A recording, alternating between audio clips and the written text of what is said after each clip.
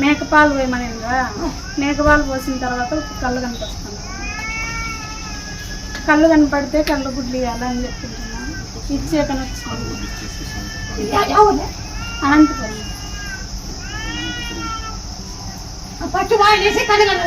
కళ్ళు కనపడుతుంది. మళ్ళీ ఇచ్చాకని వచ్చింటే పూర్తి నయమైనాక రమ్మన్నారు. కానీ అమ్మాయి తల్లికి చెల్లికోకుండా అట్లే ఉందేమో, ఫస్ట్ చెల్లిచ్చిన తర్వాత ఇంకా పూర్తి నయమైపోయిందని వచ్చినాము. ఈ ప్రశ్న రాకూడదంటే 9 రోజులు బంకి రాకు వెళ్ళిపోయి తెల్లవారు మీరు దంచి ఉప్పు దంచి అది నీళ్ళగా పాలతో పండాలి.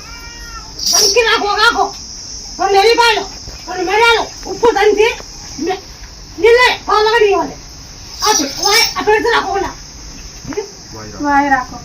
ఎప్పుడు రాదు.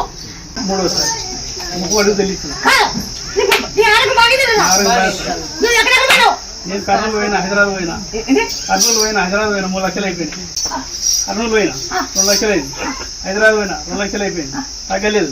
ఓకే, మళ్ళీ ఒకసారి హైదరాబాద్ మళ్ళీ ప్రిపేర్ అయింది. మా కొడుకు నడిచినప్పుడు తెల్లు చూసి ఎంతవరకు ఒక రోజు పోదాం ఈ రోజు అంటే అట్లా 1 నెలలు పెళ్లి పెట్టినా. ఇన్ని వచ్చినా ఆడిపోతే ఏమో అనుకున్నాం. దానికి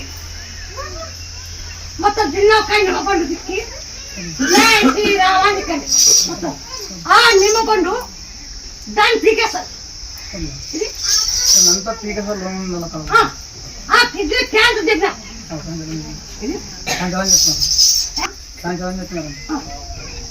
దీన్ని రోజు నిమ్మకాయ తిప్పిపోయేదా గుడ్డ అనేది దాన్ని ఆ ఏడికి దాన్ని చంపేస్తారు. బాగా అయితే ఇట్లా బలుగులు ముట్టుకోండి.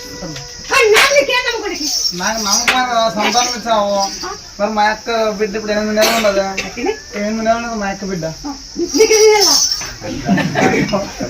అక్క బిడ్డకి ఒకరికి పెళ్ళ వాన కొడుకు పుట్టినాడు. ఇప్పుడు ఇంట్లో రావాలి. అన్ని కరెక్ట్ అయినా మరి బలుగులు మొత్తం అనుకోండి. నీ దగ్గర అప్పుడు పాలైనా నీకు అప్పుడు పాలు అయినారు. ఈ పని చేసుకోండి. మీరు ఆ చిన్న మొక్కు మొక్కోండి. ఇంటికి అప్పుడు పాలు అయినారు. ఈ క్యాన్సర్ బాగా అయితే 1 డజన్ గాలిస్తా మొక్కోండి. ఈ క్యాన్సర్ బాగా అయితే మట్టి కాదు 1 డజన్ గాలిస్తా మొక్కోండి. మట్టి కాదు 1 డజన్ గాలిస్తారు. ఈ క్యాన్సర్ బాగా అయితే మొక్కోండి. మీ బీదోళ్ళు మీరు బీదోళ్ళు కాబట్టి గాలిస్తా మొక్కోండి.